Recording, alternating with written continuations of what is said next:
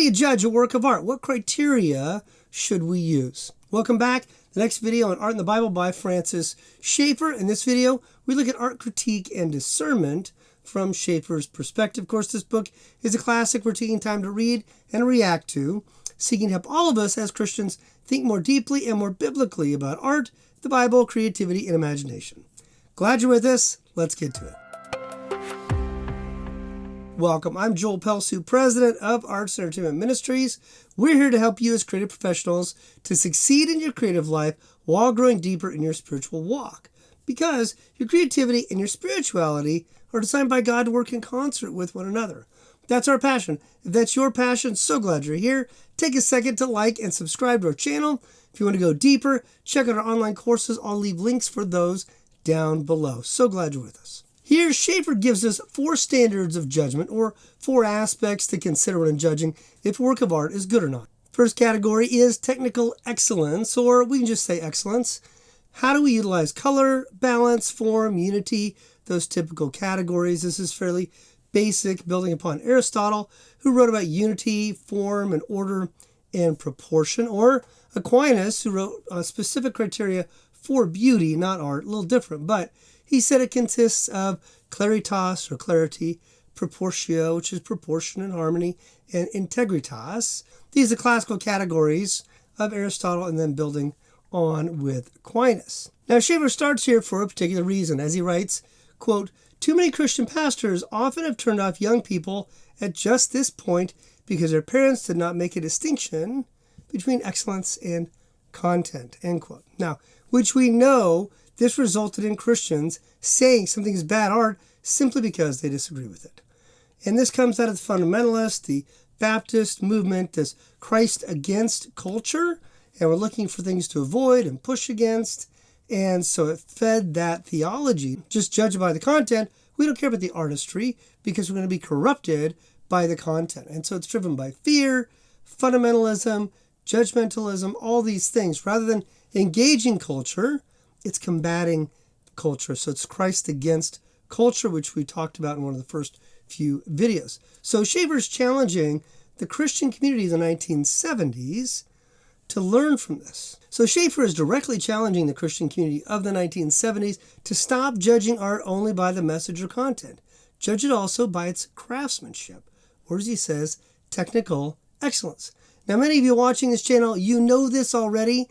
As a creative, you appreciate great storytelling and great character development, exceptional talent and design, whether it's in fine art or film. You care about excellence. You want to be great at your craft, and you already know the need to distinguish between content and craft. But if you look at the art in a Christian bookstore, if those are still around, or many of the Christian films or artwork online for Christian audiences, there's a tendency for audiences to reward the right message over technical excellence.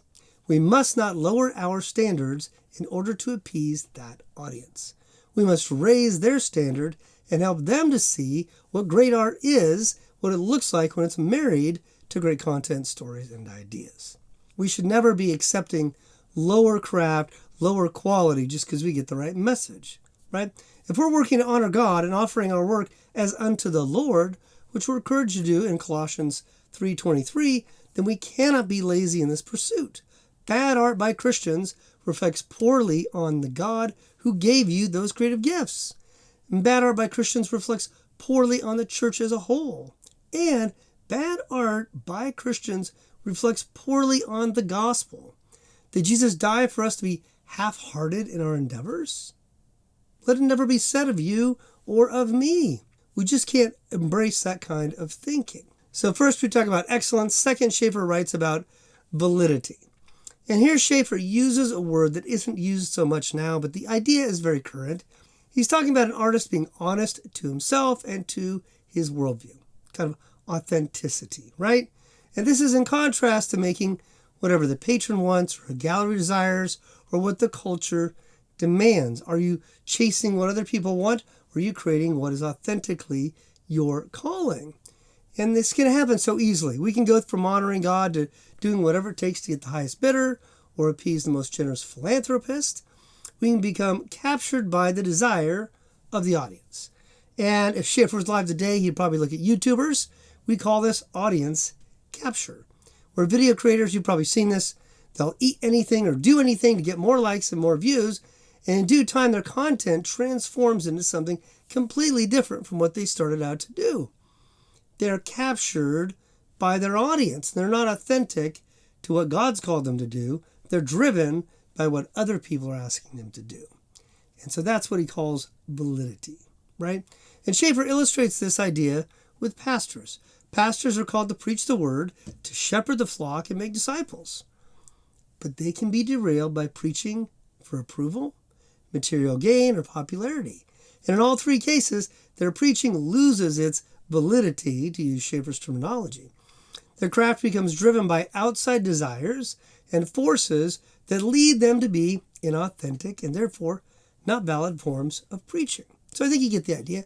And I like that he uses the illustration of pastors because as a pastor and artist, I realize that pastors and artists have so much in common. Pastors create a new speech and presentation every week.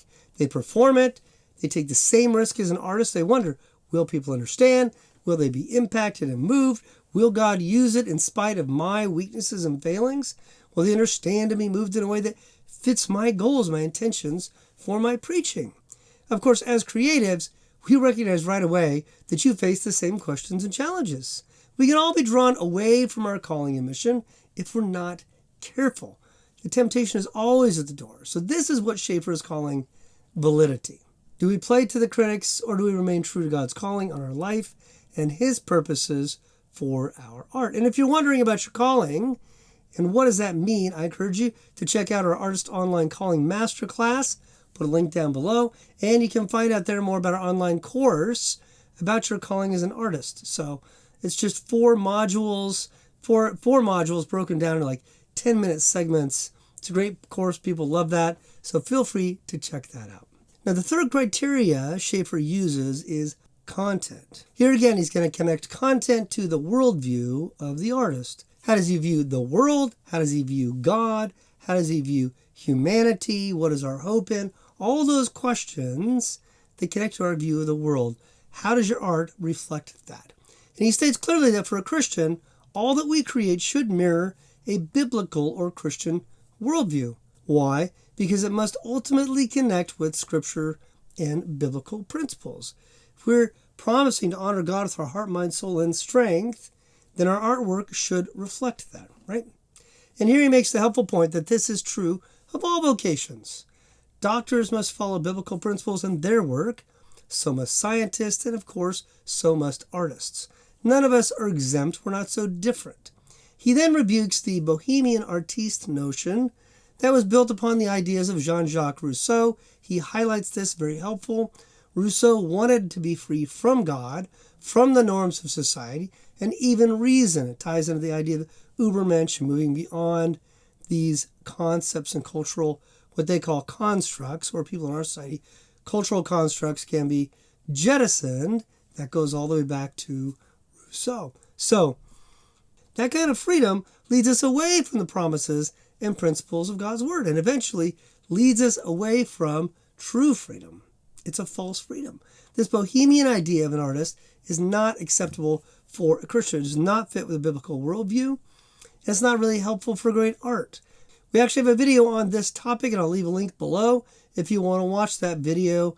I think it's Myths About Christians in the Arts, and this is the bohemian artiste myth. We should not support this idea or create art that affirms such a view of art. Our content needs to reflect or mirror biblical principles and a biblical worldview.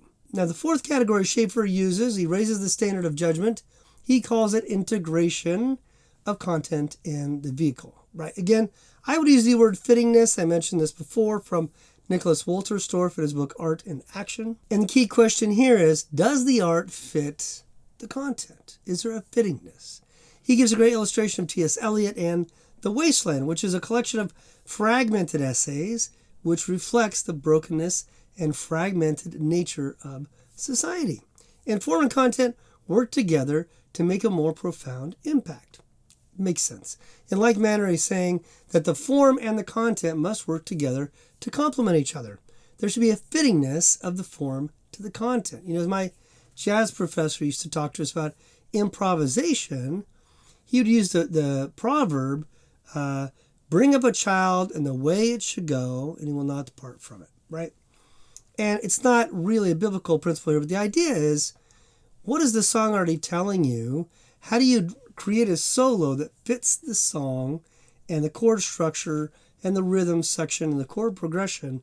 What is it telling you, and how do you fit that? Not just do whatever you want. And so this is true in every kind of art. How do you utilize the mediums and the dynamic perspectives and the genre?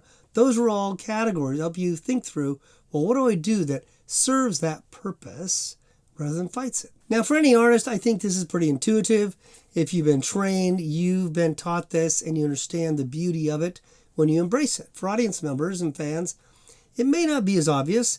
They may need to think about it, but the music you compose for a movie scene when someone dies is quite different than the music you would compose for family dancing and partying when a long-lost son or daughter comes home.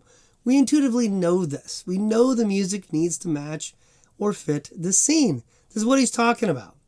And of course we agree. And this isn't a restrictive, literal model. I remember J.C. Radford talking about this. He was doing music for a film, and there was a love scene, a passionate love scene, but it was an affair. It was people that were not married having sex and passionately, and he was bothered by it. So the music he put to the scene had dissonance. It had tension in it that fit how he felt a biblical worldview would comment on this. There's something wrong. There's something amiss. This is not the way God designed it. And he tells a beautiful story. The producer called him in the middle of the night. Where'd you get this idea? This is genius. And he was worried he was going to get fired, but God used it. So I'm not saying it's always obvious. You need to use your creativity to do it, but what you're creating should fit a biblical worldview of what is going on with the medium, with the story, with the genre, or the kind of art you're doing. So I think you get the idea. There you have it. Let me know what you think of those 4 categories. Feel free to ask any questions in the comments section or share your observations. If you're enjoying these videos, take a minute. You know what to do. Like and subscribe. I'm so glad you're with us. We also have online courses and hundreds of videos and blogs on our website for you to search and find more encouragement. Just find the words you're looking for, go there and search. As always, I pray that God blesses you so that you may be a blessing to others and that your art will be salt and light in a world that desperately needs it.